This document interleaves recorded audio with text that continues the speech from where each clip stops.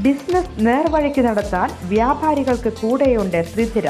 GST നോട്ടീസുകൾക്കുള്ള മറുപടി, registration, return filing, appeal filing, accounting, income tax return filing and project report തുടങ്ങി വ്യാപാരികൾക്ക് വേണ്ട നിർദ്ദേശങ്ങൾ ലഭിക്കാൻ ശ്രീധര അക്കൗണ്ട് വടക്കാഞ്ചേരി. ഫോൺ 9447077369. മറ്റൊരു നമ്പർ 9562467999.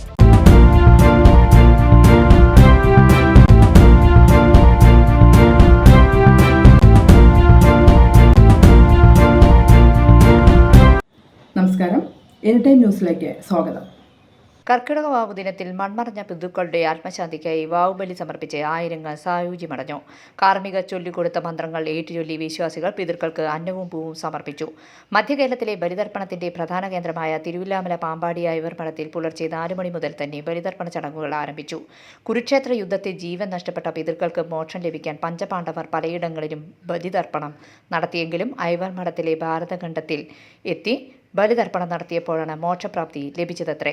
അതുകൊണ്ടുതന്നെ നിരവധി ഭക്തരാണ് ഐവർ മഠത്തിൽ വാവുബലി ചടങ്ങ് സമർപ്പിക്കാനായി എത്തിയിരുന്നത്.